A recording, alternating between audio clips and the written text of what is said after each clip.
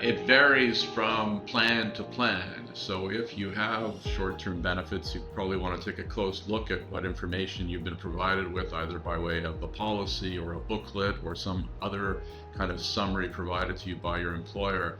Very often where it's employer funded, it can be based on years of service. So if you've been working at the company for a number of years, you may be entitled to a slightly higher rate of short-term disability benefits than if you've only been there for a short period of time. And with respect to the amount that you can expect to receive, as I said, it sometimes can be as much as 100% of your pre-disability base earnings.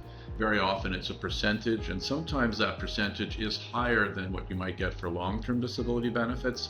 It's a much shorter duration, so from a financial point of view, the employer is not as concerned because it's not a 10-year entitlement. It's usually something less than a year and usually not more than 6 months. So it's a much more restrictive type of an exposure to the employer for paying out those types of benefits.